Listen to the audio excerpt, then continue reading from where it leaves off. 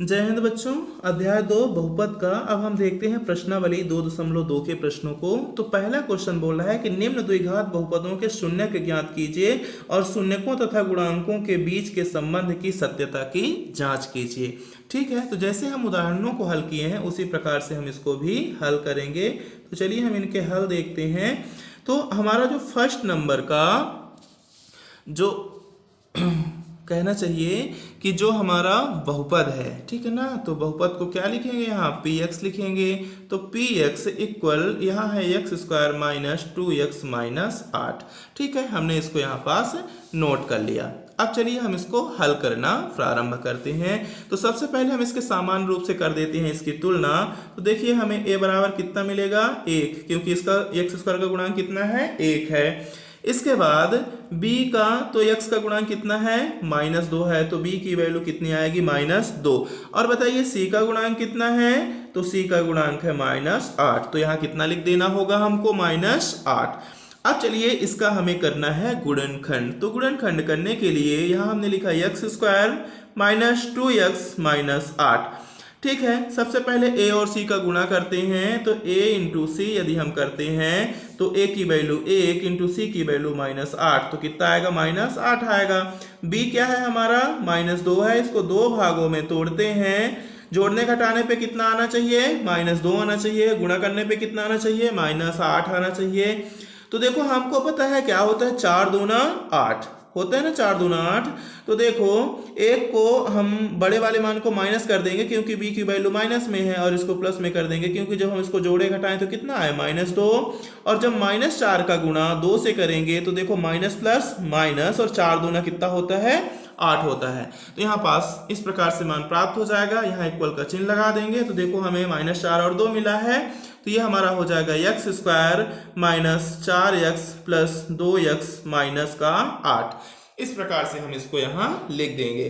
ठीक है, इसके बाद दो का जोड़ा बना लेंगे। तो ये हमारा हो जाएगा एक्स स्क्वायर माइनस 4x, फिर ये प्लस है तो प्लस कर देंगे, और यहाँ 2x माइनस 8। देखो यहाँ से कॉमन क्या ले सकते हैं हम, x कॉमन ले सकते हैं। ठीक है ना, तो x कॉमन ले लिए तो क्या बचा, x माइनस 4 बचा।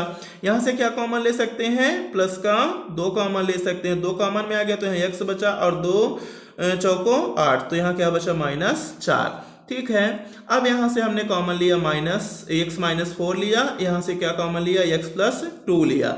ठीक है, अब हमें इसमें से क्या ज्ञात कर लेना है, इसके शून्य। तो शून्य के ज्ञात करने के लिए इसकी 0 से तुलना करने पर, ठीक है ना, तो x माइनस 4 बराबर 0 या x प्लस 2 बराबर 0। ठीक है, तो यहाँ x बराबर ये माइनस में है, LHS से RHS में जाएगा तो प्लस का 4 हो जाएगा, या x प्लस 2 है तो यहाँ x बराबर RHS में 2 जाएगा तो माइनस का 2। यानी हमें अल्फा बराबर कितना मिला, 4 मिला, व बीटा बराबर कितना मिला, माइनस का 2 मिला। ठीक है, अब देखो हमें इसमें क्या ज्ञात करनी है, इसमें शून्यकों और गुणांकों के मध्य संबंध। तो पहला संबंध हमारा क्या होता है, अल्फा प्लस बीटा, यानी शून्यकों का योगफल बराबर क्या होता है, -b/a। तो अल्फा की वैल्यू है 4 प्लस बीटा की वैल्यू कितनी है, -2 बराबर -b, है ना। तो देखो b की वैल्यू यहाँ कितनी आई है, -2। सूत्र में भी यहाँ माइनस है तो माइनस और -2 a की वैल्यू यहाँ कितनी है, तो a की वैल्यू है 1। तो यहाँ हम लिख देंगे a की वैल्यू कितनी लिख देंगे, 1 लिख देंगे। देखो ये प्लस में ये माइनस में घट जाएगा तो कितना बचेगा, 2 बचेगा। ये माइनस का माइनस से गुणा हो जाएगा तो माइनस माइनस प्लस। देखो यहाँ पास ये LHS जो है इसके RHS के बराबर आ जाता है। तो यहाँ पास हमने क्या देखा, शून्यकों का योग। ठीक है ना, दूसरी कंडीशन में हम देखेंगे शून्यकों का गुणनफल। तो शून्यकों का गुणनफल क्या होता है, अल्फा इंटू बीटा बराबर क्या होता है, c/a। तो अल्फा की वैल्यू कितनी है, 4 इंटू बीटा की वैल्यू कितनी है, -2। ठीक है, c/a। तो देखो यहाँ c की वैल्यू कितनी है, -8। ठीक है, तो c की वैल्यू कितनी है, -8। तो यहाँ हम लिख देंगे c की वैल्यू -8 a की वैल्यू कितनी है, 1 है, तो यहाँ लिख देंगे 1। अब देखिए ये 4 प्लस में है और 2 माइनस में है, तो 4 दूना कितना हो जाएगा, 8 हो जाएगा, तो ये माइनस का 8 बराबर माइनस का 8, ठीक है ना। तो यहाँ पास भी आपने देखा कि जो हमारा LHS है वो RHS के बराबर है। तो इस प्रकार ये प्रूफ हो जाता है कि इसमें संबंध है, किसके किसके मध्य, शून्यकों और गुणांकों के मध्य संबंध को व्यक्त किया जा सकता है। अब देखिए क्वेश्चन 1 का ही दूसरा नंबर है, इसमें है हमारा मान 4s है।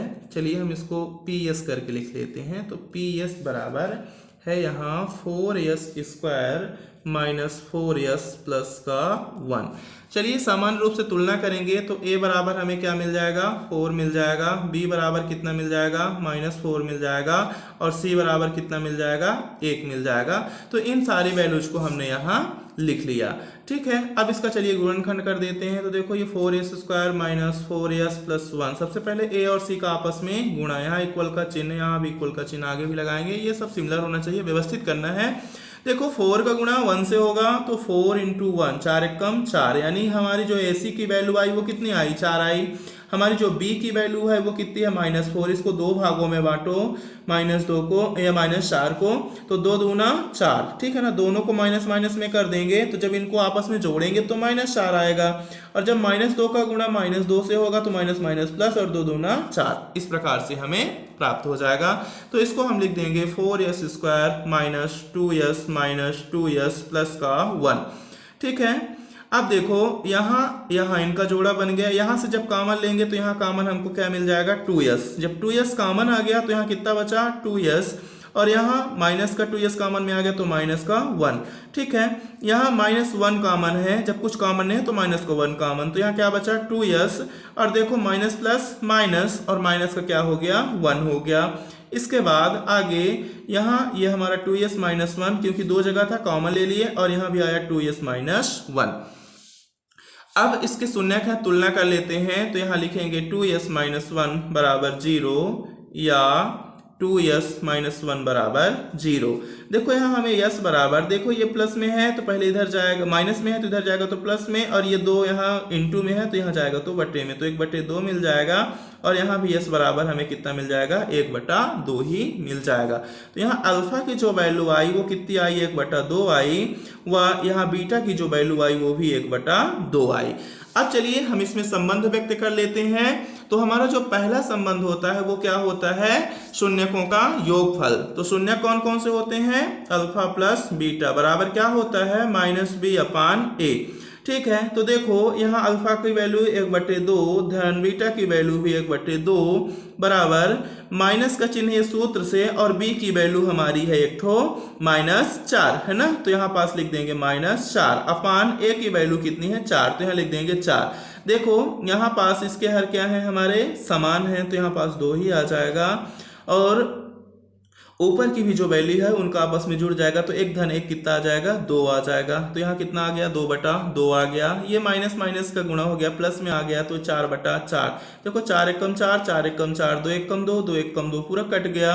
तो यहाँ 1 बराबर 1 आ गया। हमने देखा इसका LHS जो है वो LHS बराबर RHS, यानी ये दोनों इक्वल है, LHS जो है वो RHS के बराबर है।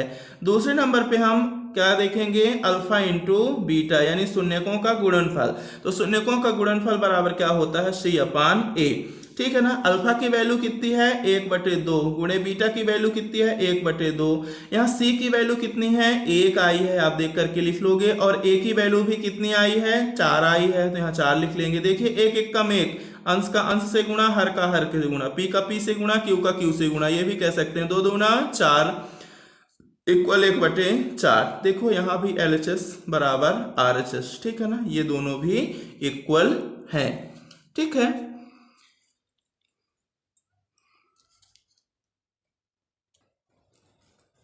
अब देखिए तीसरा मान है 6x square minus 3 minus 7x। चलिए बहुपद को क्या मानते हैं, px, तो px लिख लेंगे इक्वल।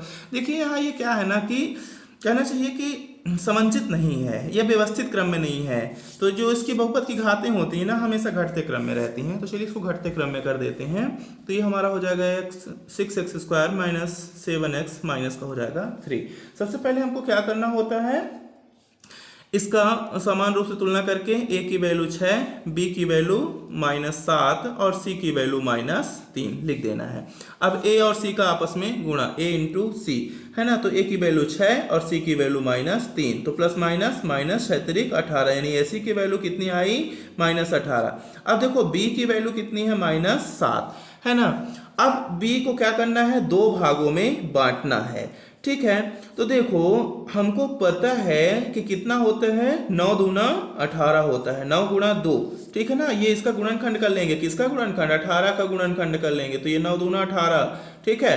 अब 9 दूनी 18 तो हो गया, किस में हो गया, गुणे के रूप में हो गया। तो एक को हम क्या करेंगे, माइनस में कर देंगे और दूसरे को किस में कर देंगे, प्लस में, तो प्लस माइनस माइनस आ जाएगा और 9 दूना 18 आ गया।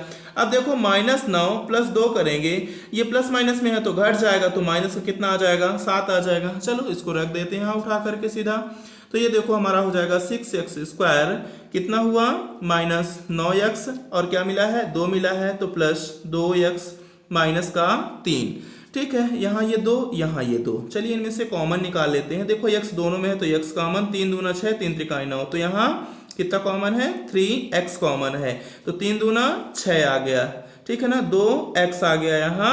इसके बाद 3 ये कितना हो जाएगा, 3 त्रिकाई 9, तो यहाँ पास कितना आ गया, -3। देखो यहाँ कुछ भी कॉमन नहीं है तो कॉमन क्या ले लेंगे, प्लस का 1, जब प्लस का 1 कॉमन लेंगे तो यहाँ क्या आएगा, 2x -3, ठीक है। अब इसके बाद ये 2x -3 इंटू 3x + 1, इनका क्या ज्ञात कर लेना है, शून्यक, तो ये हमारा हो जाएगा 2x -3 = 0 या 3x + 1 = 0।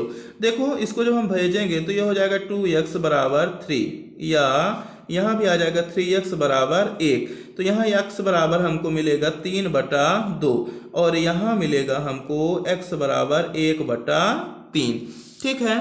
अब एक को हम अल्फा बोल देंगे तो अल्फा का मान मिला 3/2 व बीटा का मान मिला 1/3, ठीक है। चलिए संबंध व्यक्त करते हैं। तो सबसे पहला होता है शून्यकों का योगफल, योगफल को क्या बोलते हैं, अल्फा प्लस बीटा, ठीक है। तो अल्फा प्लस बीटा बराबर -b/a, अल्फा की वैल्यू है 3/2 और प्लस बीटा की वैल्यू कितनी है, 1/3, ठीक है, -b, ठीक है ना। तो माइनस चिन्ह एक सूत्र से, और b की वैल्यू भी कितनी है, -7, तो यहाँ लिख देंगे -7 a की वैल्यू कितनी है, a की वैल्यू है 6, तो लिख देंगे 6, ठीक है।